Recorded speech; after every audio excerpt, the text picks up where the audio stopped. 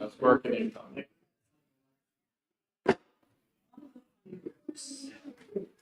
Nine o'clock, and I'll open this Senate Commerce Committee meeting. Good morning, everyone. I just want to clarify something. A lot of times I get emails about when bills are going to be coming up. I just want people to know this, the way we do it here in the Commerce Committee, we put all the bills numbers into a hat, and then Aaron picks 5 of them, and that's what we hear the next week. So if there's any complaints, just talk to that man. We'll start off today with House Bill 1039, and is the prime sponsor here? He is. Come on up.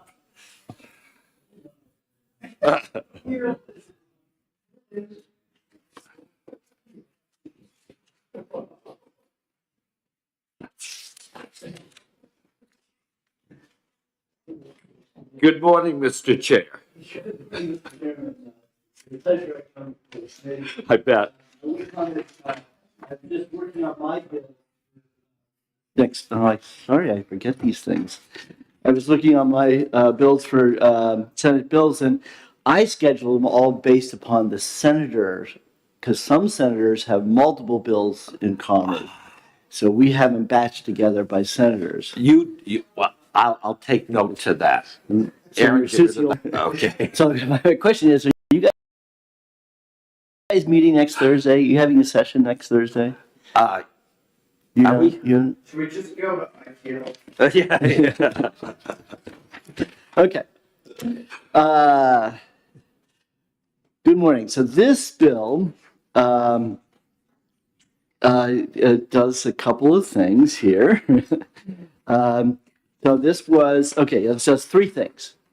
Okay. The first 2 were as introduced, which were that we wanted to do that came out of the legislation from last year about that extra location, and that so that we're making it clear that the the beverage manufacturers do not have to actually produce manufacture beer, especially if if that second location is in a shopping mall. We don't really want them to start making beer in a shopping mall. So that's what that for. So even though the Attorney General actually addressed the issue already, this is just making it clear in the statute. The second issue is related to my favorite piece of legislation, the direct shipping law. And in the direct shipping law, for better or for worse, and I'll blame former Commissioner Byrne for this one, that somehow the language was a little confusing, and it appeared to some people who were direct shippers, who were violators, that all they had to do was wait 90 days and then they could start shipping again, even though they violated our statute. So we're removing that within a 90-day period, just removing that, so that if we suspend their license, then they're really suspended until we say differently, not just 90 days. And the third piece is, you'll see it down at line 13, is a repeal. And I love that word, repeal. And that is a repeal of a legislation, ironically, that was passed as a great idea that maybe there might be some licensees who just want to pay their license for multiple years. I think my memory, because it did pass while I was around, my memory was that it was based on when the cycle of when they had their license. In other words, it would be a business that's only really only in the summertime, and the licensing didn't coincide, and so the idea that they could do a multi-year license. Well, then after that infamous audit that we've all heard about for the Liquor Commission, the auditors pointed out that no one has ever taken advantage of this statute, so why not just repeal it? Excellent presentation. Thank you.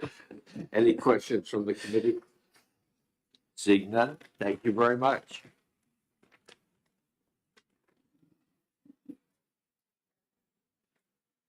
Mark?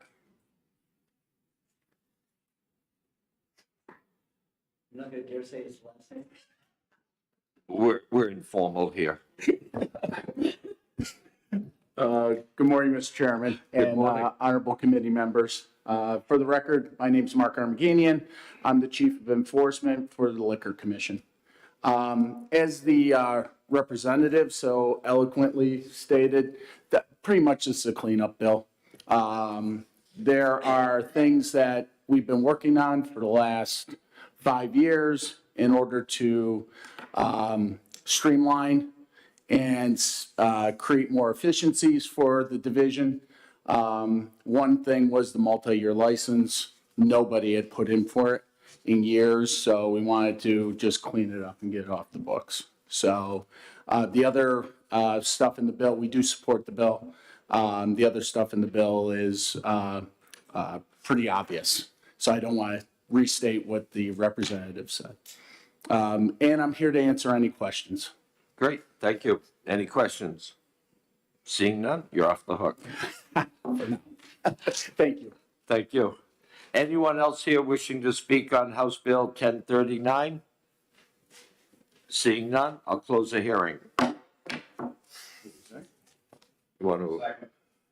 We have a motion to exec by Senator Kavanaugh, seconded by Senator Bradley. Any discussion? So, you got a email from Mr. Shire asking for specialty beverages to be added. I do.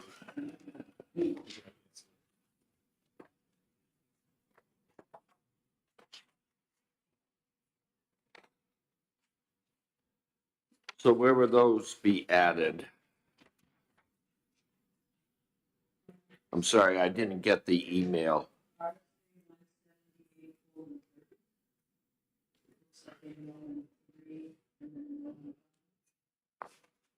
And this is in the beer festival license. Why don't we let, Scott, yeah. Scott, where'd you send the email? Good morning. I actually forwarded a copy of an email that I sent to Aiden Moore at the Liquor Commission with some potential draft language for this correction. For the record, I'm Scott Shire with the Beer Distributors in New Hampshire.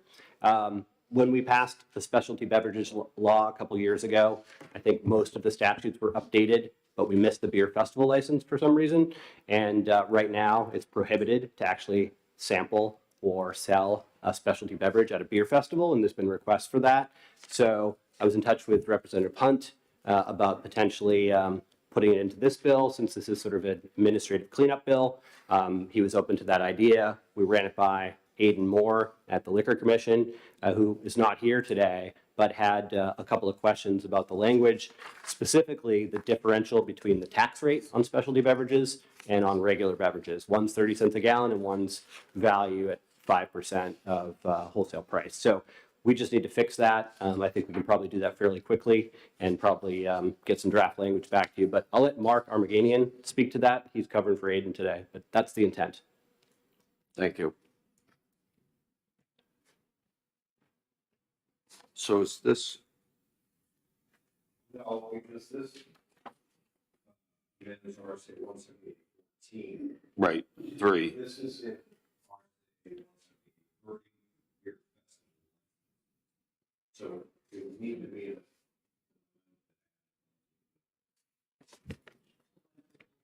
Yeah, yeah. okay.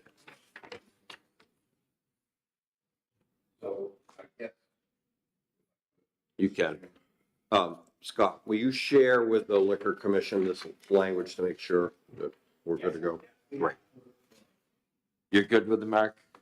Then we could do it. Yeah, let's do it. All right. Do I have a motion? I'll move a committee amendment that reflects the language, and I'll give it to Aaron that's in here, that adds the word specialty beverages to RSA 178.30, Roman 3, and Roman 5. Could I just ask one question? Yeah. The issue that Scott raised, so the tax issue that you raised, is that addressed here, or do we need additional language for that? I'm sorry, I just wasn't clear, and before we do, I just would rather we do it All in one swipe. all at once. So this draft language that I forwarded was Yep. just a suggestion. Aiden brought up the point that we need to actually address the rate differential in the Okay. language too. That's So what there's I a little thought, bit yeah. of work that needs to be done to that before it goes into legislative services. Okay. And Aiden's out sick today, so I'm sure we can handle that without Aiden and get it back to the committee within 24 hours. Okay. So I'll withdraw it then because You just, it's pointless to put a bill on the, because Yeah. any bill coming out of here today needs to go on the consent calendar for the addendum. Yeah. And we might as well wait. Sorry, John, we wanted to show you how quick we are in the Senate. That was the whole we're point. so quick, I you know. missed half the You stuff. know? What to do with it next? Why do you keep messing us up? Good. If you have any other questions, just let me know.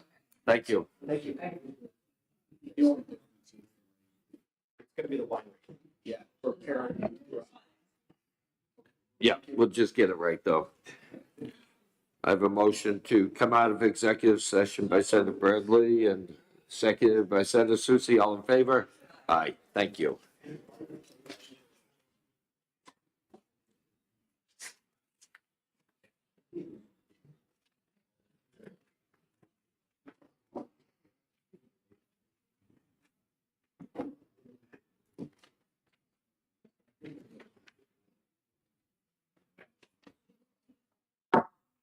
I'll open the hearing on House Bill 1558. Representative Hunt?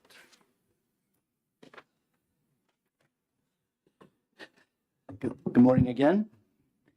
See how you did what I asked, right? You put two of my bills right next to each I other. know. See? That was random chance, though, of luck, I'll tell you. I guess I should play the lottery today. Okay. Good morning, members of the Senate Commerce Committee. I am Representative John Hunt, representing Ringe Fitzwilliam. I am introducing House Bill 1558, the request of the Insurance Department to incorporate the changes recently adopted by the National Association of Insurance Commissioners, otherwise known as NAIC, to their model law number 440, pertaining to receiverships, group capital calculation for credit, for reinsurance, and liquidity stress testing. These changes are an accredited standard. Doug Bartlett is here from the Insurance Department, who will answer any of the questions you might have. Thank you for your consideration of this legislation. Thank you, Representative. Any questions? Seeing none, thank you. Doug Bartlett?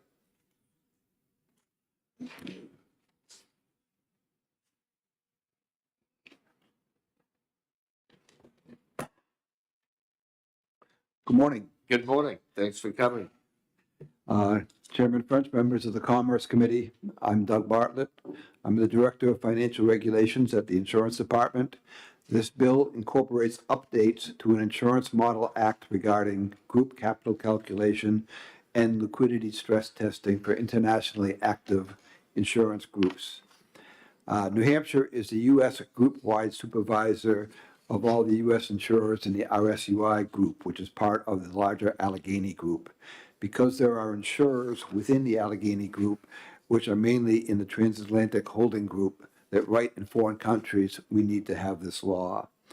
The revisions to the NAIC Insurance Holding Company System Model Act, which is our New Hampshire RSA 401B, were unanimously adopted by the NAIC to enable the requirement for group capital calculation and liquidity stress test. This is an accreditation standard for any state that is a lead state that has insurers in its group that write business in foreign countries. The U.S. state insurance regulators have adopted the group capital calculation, which is used in the solvency monitoring. This calculation is intended to provide additional analytical information to the lead state for use in assessing group risks and the capital adequacy to complement the current holding company analysis we have in the U.S. Liquidity stress testing considers a financial institution's ability in absence of the market or funding liquidity to meet obligations during periods of stress by accurately measuring liquidity profile of the balance sheet at an enterprise-wide level.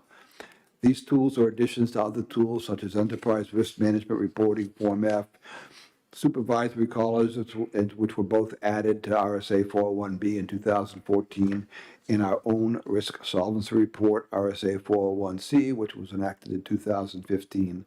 And I would be happy to answer any questions that you might have. Thank you. Any questions from the committee? You sure? Okay. Thank you very much. Thank you. And Henry Vayu?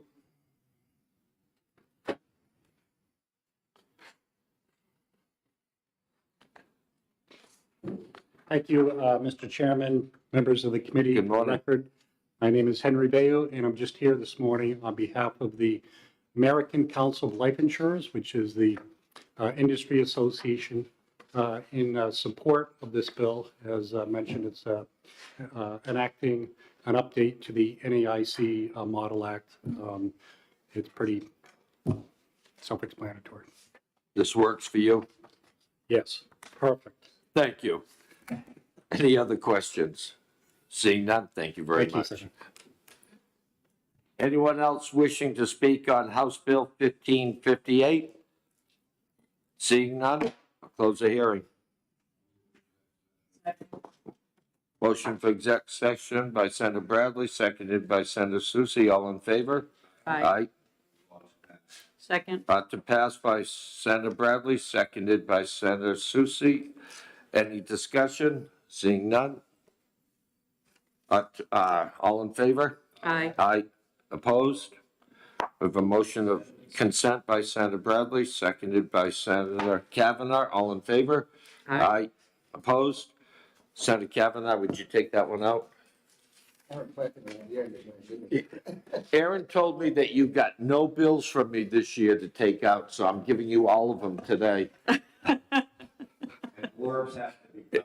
And blurbs have to be done, and you have to sign off on it. You get everything today. Thank you so much. Oh. And we're right on time.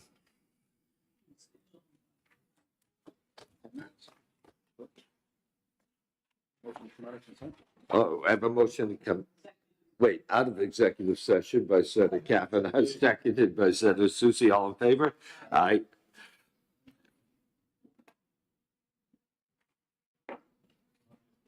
Nice. Got it. Yeah, you did. I'll open House Bill 1559. Representative Bartlett is not here. Representative Hunt?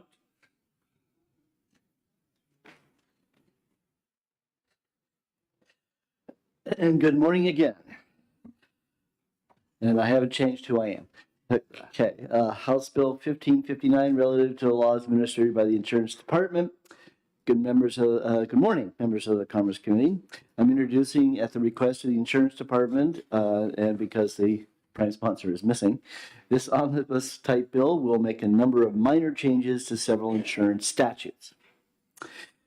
Adds clarifying language in multiple places. Specifies referral fee is $25. Adds rulemaking authority for the family paid medical leave insurance products, not to be confused with the state family medical leave. These are the products by third parties, allowing reduced premiums during extenuated circumstances, e.g. COVID. Allow for notice provisions of a third party when an insured cancels a commercial policy. Adds language to explain the process for liens on property in the continuing care retirement community, which we call the CCRC statute. Heather Silverstein is here from the Insurance Department to walk through the bill and answer any of your questions you may have. Thank you for your consideration.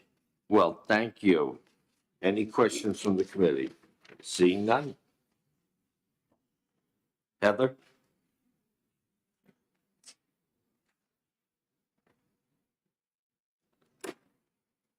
Good morning. Good morning. I'm Heather Silverstein. I'm General Counsel for the Insurance Department. This is an omnibus bill. We are trying to fix some technical issues, but we didn't want to call it a technical bill because it was a little bit broader than that. So we wanted to call it an omnibus bill. But I'll just walk you through HB 1559, bit by bit, in a summary fashion.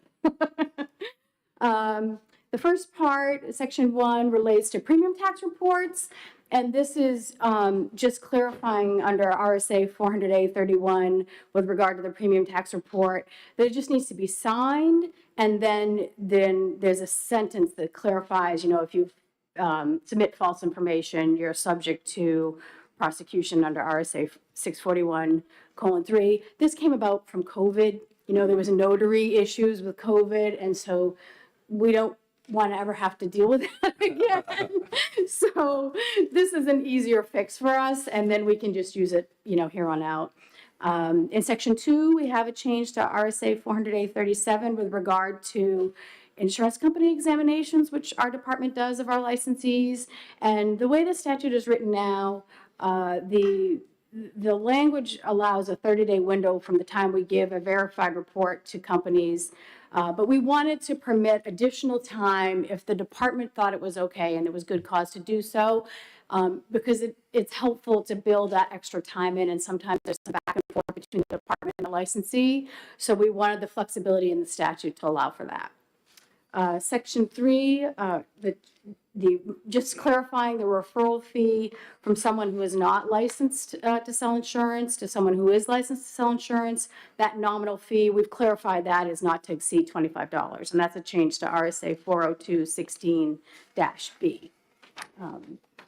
The next section is section 4, RSA 402:82, relates to insurance claims forms and applications. And we're clarifying the exact language that should be on those forms. It used to say in substance, and this just standardizes it. It's much easier if you have the exact language there. Section 5, change to RSA 402-8:11 with regard to third-party administrators. This is just asking, requiring third-party administrators to put on their applications their contact information for service of process.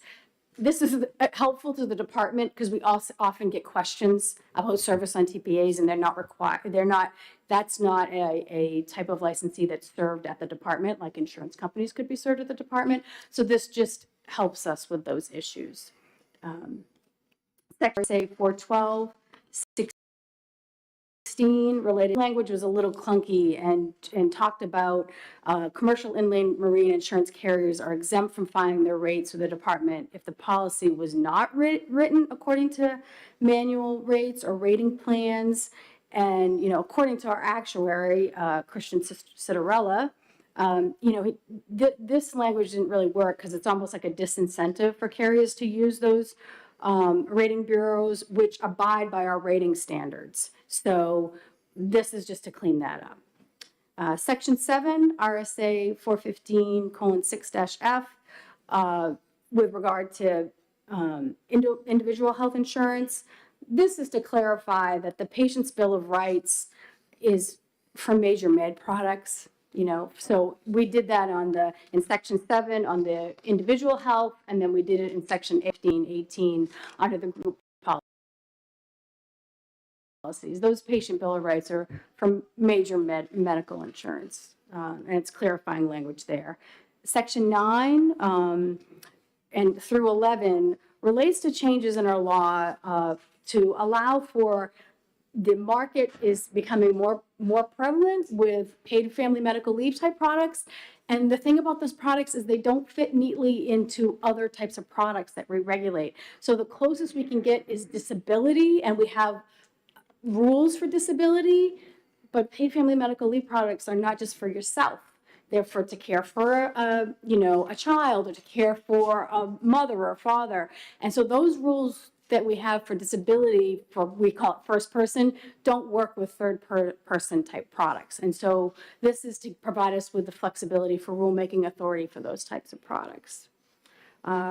Section 12, RSA 417.4 with regard to rebates. This is a COVID-related change.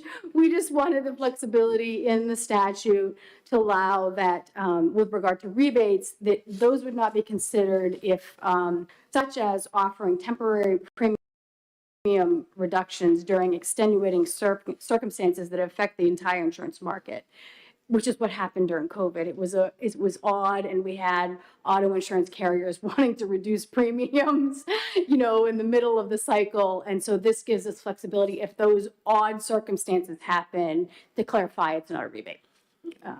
Section 13, RSA 417.5, colon 5, relates to auto cancellation notice, just making it clear that you can't send a cancellation notice for non-payment till the non-payment actually happens. Section 14, RSA 417C, related to commercial cancellation grounds. There was some issues with the timing, that it had to be right away, and this just clarifies that it's not more than 10 days after the cancellation request by an insured. And then the last change was Section 15, RSA 420D, colon 19, with regard to CCRC liens. CCRC liens, as Representative Hunt explained, are our continuing care retirement communities, which we license. And there's a provision in the statute for us to impose liens if we feel it's in the best interest of the residents, but then there was no process for us. It didn't direct us to how to go about asserting that type of a lien. So this clarifies as to how we would go about that. And that's everything. And if you have any questions, I'm happy to answer any questions. Well, thank you for making it much clearer to this committee than the representative did. I appreciate that. Any questions? Senator Kavanaugh. I know in the Senate, in the past, we've had these omnibus bills that go over the House, and a lot of those bills were killed because they didn't like the omnibus bills. And I'm glad to see the House is seeing the wisdom in omnibus bills now. I think it's Representative Hunt's skill. Thank you. He is the best. Thank you very much. Thank you. Anyone else wishing to speak on House Bill 1559? Seeing none, we'll close the hearing. We have a motion for executive session. All in favor? Aye. Opposed? Second. Motion of ought to pass on House Bill 1559 by Senator Susie, seconded by Senator Bradley. All in favor? Aye. Opposed? Move consent. We have consent by Senator Bradley, seconded by Senator Susie. All in favor? Aye. Opposed? Senator Kavanaugh, would you please take this one out? We have to mention omnibus bills. Thank you. We have a motion to come out of executive session by Senator Bradley. All in favor? Aye.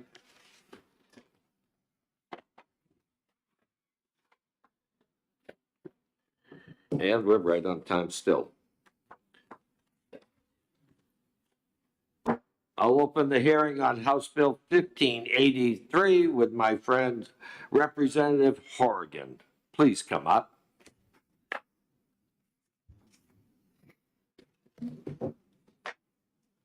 Thank you very much, Mr. Chair. Just in case the other members of the committee don't know this, Representative French and I were seatmates back in The good old days. Section 4, so we had a good time back there. We used to check to make sure we were voting the opposite way on all the recorded votes. So That's why I don't understand how this got through, but well, occasionally we voted the same way, but we would check to make sure that we got that right too. So this is HB 1583. The Commerce Committee took out half the bill, which there's a provision that didn't work and wasn't very popular, and so I don't need to talk about it. And then they expanded the part that they did like, which is the good part. So if this bill is passed into law, now henceforth the state liquor stores can be open any day of the year, including Easter, Christmas, and Thanksgiving. And they don't have to be open on those days, but they can if they want to make the business decision to stay open. So as one of the 1.4 million citizen shareholders in the state liquor stores, I want them to be as profitable as possible and to serve as many customers as possible. So that's, I think this is a positive mood. The state liquor stores, in addition to serving locals who live near the store, they serve a large number of travelers and lots of families including mine, are often traveling from one state to another when they're visiting relatives on Thanksgiving and Christmas. And so this gives them an opportunity to stop and, pick up some more wine or spirits, hopefully especially New Hampshire-made wine or spirits at our stores while they're en route. Also, probably is helpful to restaurants, caterers, and other businesses who often are open on those 3 days. So that's I think it's a very simple, common sense bill. It was a very bipartisan. It was very positive bipartisan experience in the House. I hope this will continue in the Senate, and I certainly thank the chairman who's sitting right behind me for taking what would have been an okay bill and making it a very good bill. So, so I thank you. So thank you very much, Mr. Chairman. So Thank you, Representative. Any questions? Senator Gannon. Thank you. Thanks for taking my questions. First one, do you have a projected increased revenue just coming from out of state people driving through? Do you have any projected revenue enhancements at all? well, I don't have a solid figure. The fiscal note does say that they make about $1 million on Sundays. The original bill just said Easter, so the original, I see here, the original revenue on a Sunday in March or April is about $1 million. It would probably be a little bit more for those other 2 holidays, but then you also subtract the fact there's probably fewer customers, even though there are actually a large amount of people who are actually traveling on those days, including in most cases me. Thank you. One other question, staffing problems, are they anticipated? Well, that's, What's that? they have staffing problems like any other institution, although from what I've heard, they have a fairly relatively contented workforce, but that is a issue already. They are currently open, have made a commitment to be open every Sunday from 10 to 5, so they've worked out that issue, and this is 3 additional days, so that's, they have the same issues as any other retail or wholesaler, and they're both, so thanks. Just a final follow-up. Yeah. So if it's on Easter or Christmas, am I going to be able to, if I'm an employee, take a religious exemption? Is that going to be a problem? I do not know. That's a question of the internal policy of the State Liquor Commission, but I've heard nothing to indicate that they aren't anything other than one of the better employers in the state. Thanks. I'm all set. Thanks. That's in the underlying statute. Thank you. Senator Kavanaugh. Thank you. Yeah, I do see that too. That was my question too. And it does say that the employee will be given the option of working. No such employee should be required to work on Sundays or on such days. And then full-time employees will be paid 1.5 times the employee's regular rate. I just hope the commission sticks to that, so. Yeah, thank you. Great. Questions? Thank you, Thank you. Representative. Thanks. You got grilled. I've been through worse. Yeah, I'm sure. Representative Hunt.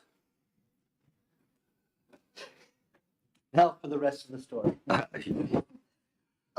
So yes, this amendment that was drawn up was actually a conversation between me and the chairman, and it took a little time to get there. But when we realized that the way the language is in the bill, all we had to do was remove some words, and that is remove the actual dates of what the holidays are, and because then we don't have to worry about Passover or Ramadan or other holidays that somebody might say I don't want to work on those days because of religious reasons.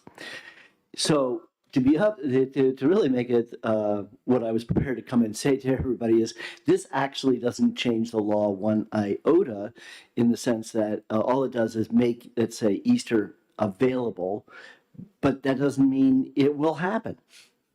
All this bill does is reaffirm what is already the policy of the commission now is that they have to have volunteers to work those holidays. So if nobody wants to volunteer, if no state employee wants to work the liquor stores, they will remain closed on those holidays.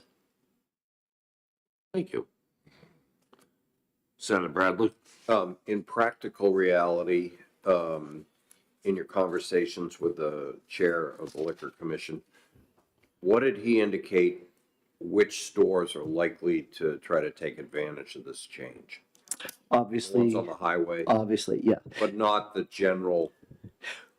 Actually, it was part of the conversation was taken out of this bill, and that was in the original bill as introduced by Representative Horgan. It actually removed some of the limitations about where we locate stores. It said, like, be close to a church or a school, et cetera, et cetera. And so obviously, right now, the Liquor Commission it has another, in that statute, it talks about they need to be choosing high-traffic roads, highways. Okay, so it can't be, so if you notice any of the new stores that are going in today, they're all on state highways. They're all on, numbered highways. They do not put them in back in corners and nooks and crannies like they used to do in the old days. That statute's already on the book, so we didn't have to touch that. And so, yes, the conversation would be, we would never want to forget the 95 corridor, because we want to make sure all those people headed to Maine share a little of their money with New Hampshire before they get there. Questions? Thank you. Anyone else wishing to speak on House Bill 1583? Seeing none, I'll close the hearing on House Bill 1583.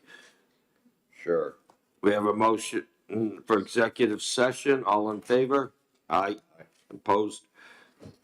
Motion ought to pass on 1583 by Senator Bradley, seconded by Senator Susie. All in favor?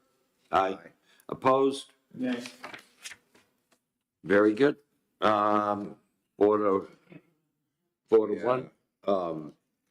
We should hold this bill because I think we only want to add bills that are going on consent. So Does it have to come out? it's 4-1, so we can't go on consent. Does it have to go on session if we pass it today? Does it have to go on this week's All right, calendar? I'll make sure it gets held. Okay. That's actually a good option. Okay. Senator Kavanaugh will take that out when it comes to the floor. Thank you.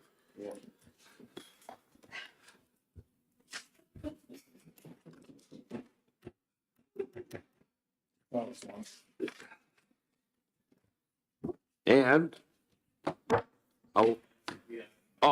I have a motion to come out of executive session. All in favor? Aye. Opposed? Thank you. And I'll open House Bill 1613. And, Rep. Post?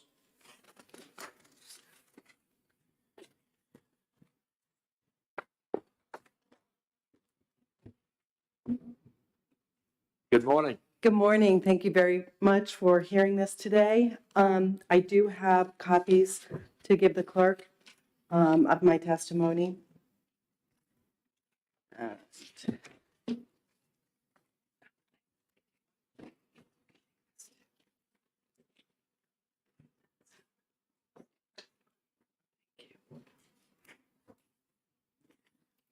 So again, I thank the committee for the opportunity to introduce this bill.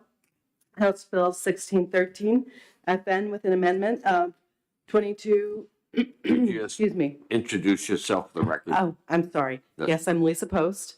I'm a representative from Lineborough, Thank you. covering Francistown, Greenville, Lineborough, and Wilton. And I'm introducing House Bill 1613 FN with an amendment 22-2389. This is a constituent farmer bill who came up with this idea, and he was unfortunately unable to be here today to testify. This is something he's been working to get put forth to help his farm, and this is the first opportunity it has to that has gone through the House. This bill evolved in the House Commerce and Consumer Affairs Committee into basically a hobby or craft distilling manufacturer's license. It was suggested and approved by the the amendment was suggested and approved by the Liquor Commission and came out of the committee with a vote of ought to pass 18-0, and it passed the House on consent. Some of the things this bill does is it supports New Hampshire's farmers and hobbyists by allowing them to produce and sell their own craft distilled beverages with locally grown and sourced ingredients. And that was one thing that was changed from the previous bill. We put a cap on it, or a minimum on it of 65% of local produce, but that was taken out of the equation here. This also encourages consumers to visit New Hampshire, the farms and small business craft distillers, driving into incremental tourism throughout the state. And it provides a value-added revenue stream for farmers and craft liquor manufacturers that'll help keep farming viable for future generations and provide an avenue for small businesses to grow in New Hampshire out of this craft liquor model. And this has worked well for the neighboring states in New England who already have this in place. It also creates more demand for crops grown by farmers and allows small craft distillers to buy locally sourced ingredients and will be able to have tastings, sell their products on premises if there is a building, as well as to the New Hampshire liquor stores and restaurants in New Hampshire. Increased visits to farms and craft distillers will sell more of their product directly to the public, especially as the shop local trend continues to grow in New Hampshire. And the reduced fee for farm-based distilleries will lower the steep financial barrier put in place by the state that prevents the majority of family farms and small businesses to do small batch craft distillers. And it would keep them from, with the higher amount, it would keep them out of the market if you know, it was the, I think it's 1,600 and change there, going down to $300 for the license. And they also do have to get their federal liquors license, which is also a cost. The requested fee for the distilleries is the same cost for the small batch wine production, and it has similar methods, similar production methods, and it will, with the similar production methods for the Liquor Commission, it does not increase any costs of a separate system from the wine manufacturers to the craft distilling manufacturers. And the farmers will also be able to turn their lost crops into a usable source of income and help keep the family farm as a part of the New Hampshire landscape. And I talk about the farm a lot because this was originally done by farmers. And when we put forth this bill and reached out to the farmers, there are a great many folks that were interested in doing this. And when it became a hobby, after a hobby distillery, after the amendment, I got more calls, and people were very excited about this. And I did see a note in the, a fiscal note in here that indicates that there are 11 licensed liquor manufacturers that now pay the $1,692 per year fee, and that comes to $18,612. And in the commission believes that the 10 licenses that produce less than 1,000 cases currently will seek to relicense at the lower rate of $300, and this creates a total revenue loss of $13,920. But we have so many small farms across New Hampshire, and I probably received at least 50 emails from farmers and craft distillers that are looking to get into this market. So I do believe that we will have an increase in income rather than a decrease. And I thank you very much for your time today. And if you have any questions, I'd be happy to answer. Thank you, Representative. Any questions? Seeing none, thank you very much. Thank you very much. Representative Hunt.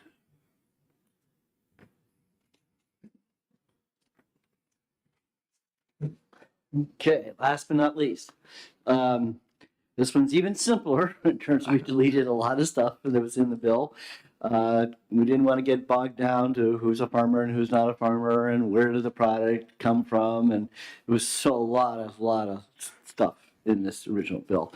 So what we decided is that it started out with, first was wine, where we allowed small wine producers. Then we invented nanos and nano pluses, and now you're going to do distilling. And so we'll allow a smaller base distill. It's not saving a lot of money compared to their federal license, but in this case, if we were going to do something, we would want to make sure everyone can take advantage of it. Good deal. Any questions? Seeing none, thank you. Representative Harvey Bolia? Okay. Representative Pearl?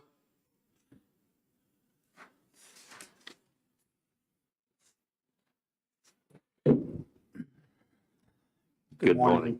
Good morning, members of Senate Commerce. For the record, my name is Representative Howard Pearl, serving Merrimack 26, the towns of Loudon, Canterbury, Northfield, Bosquen, and Ward 3 of Franklin. I've come in as a dual purpose today. One is a farmer and two is the chair of Environment and Agriculture. I want to support this bill because it provides opportunities to create new products, driving traffic to farms and craft distillers. During the pandemic, we learned how important local farms were in supporting New Hampshire families with food and products for our daily lives as the national supply chain came unraveled. Farmers provided produce, eggs, milk, cheese, meat, ice cream, and other products that were difficult or near impossible to get at the local grocery stores. Creating these products largely from New Hampshire produce and ingredients lends to the farm-to-table and craft trend with the ability to have tastings and sell products on premises, as well as to local restaurants and the New Hampshire liquor stores. This model of the New Hampshire State Vineyards is a driver of tourism and is a logical extension to small batch craft distilleries that will attract local and out-of-state tourists that bring additional income to the New Hampshire families in the state. So I think I would encourage you to support this bill, as I think it will certainly benefit local agriculture. But thank you for your time. Thank you. Any questions?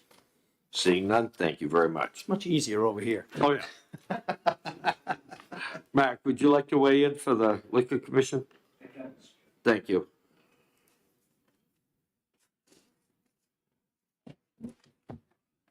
Thank you for the opportunity. Again, for the record, my name is Mark Armaganian. I'm the Chief and Director of the Liquor Commission's Division of Enforcement and Licensing. As stated, there's been a lot of conversations about this bill. We're excited. Anytime that we can open up more avenues to another group to come into this this feature of the Liquor Commission is always exciting. As I'm listening to the testimony, to reiterate everything that everybody has said, I don't want to, I know I'm not going to bore anybody, but at the same time, everybody has done their homework. And of course, Chairman Hunt, definitely, we lean on him quite He's frequently amazing. to get business done. I will say right off the bat, like the fiscal note said, you're going to see a hair of a revenue loss. Our anticipation, like what was so eloquently stated, there are a lot of farms out there that want to get into this industry. I believe that there's going to be really good open communication between us and them to help them into this process, because they are putting a licensed establishment on their, for lack of a better term, on their property where they reside on. So we want to make sure we have divisions there so we're not impeding on any privacy, which this administration has testified to many times. Other than that, I'm here for questions if you have any questions. I think that this was vetted out pretty well, and we're hoping that the revenue loss will be gained with the amount of people that actually put in for this license type. Great, thank you. Thank you. Questions? Senator Just a Gannon. quick question for me. I've been into the world of all this for about a year and a half now, and Senator Hunter has been very helpful with me and passed legislation. What was that federal amount that they have to, the license they have to pay? How much, so you're lowering yours from 1,300 to 300, 16 to 3, something like that? Isn't there a federal license they also have to get? Well, they have to get recognition from TTB. At the same time, I don't have whether there's a amount. I could get that number for you. Okay, I was I just don't curious. have it off the top of my head Just right trying to now. get better and better at this. Thank you. Senator Susie. The $300 fee, was that something that the department or that the commission? Was agreed upon, correct. Okay. And has parity with the wine side of the house also. Okay. Thank you. And that's something, thank you for bringing that up, Senator. That's something that we're working hard on. In the past or previous administrations, fees have been up and down. For lack of a better term, it's been a horror show to enforce that because you get confused on the different fees that are out there. We want to keep the parity and consistency so our licensees don't get confused and pay too much or get hit with a bill at the end of the day for an amount that they didn't plan on. Great. Thank you very much. Thank you. Sir. Anyone else here wishing to speak on House Bill 1613? John, come on up.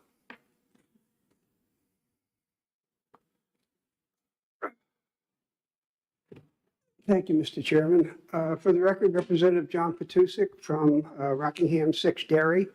During the last biennium, there was an Alcohol Tourism Commission, of which I was a member.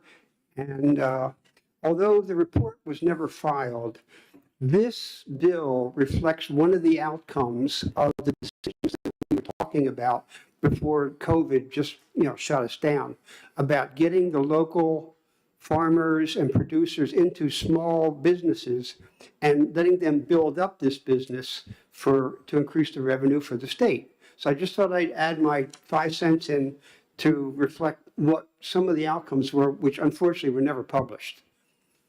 And thank you, Mr. Chairman. Thank you. So you think passage of this will help the small farmers and Immensely. Great. Immensely. And it was reflected in a lot of the meetings we had all over the state by not by the beer people, the liquor people, and the wine people. Same. Questions from the committee?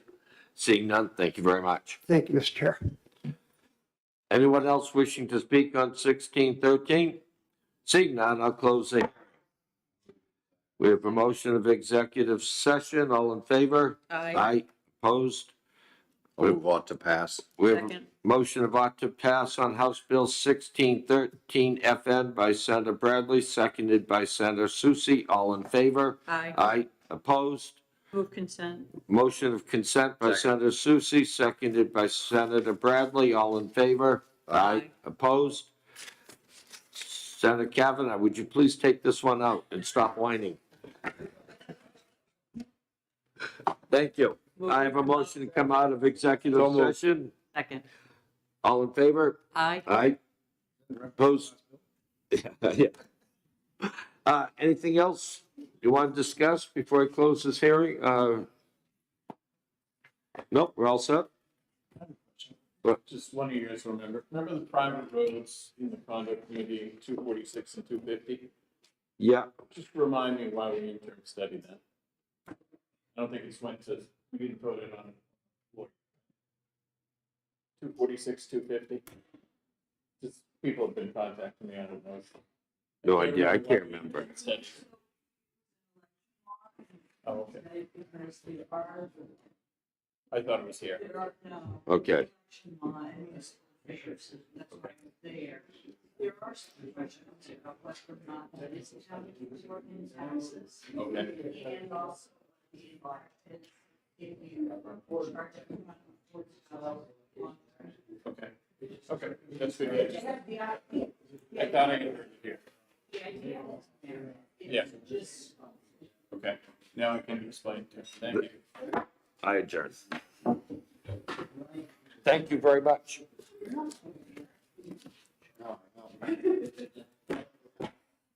I'm not going to be here next Tuesday.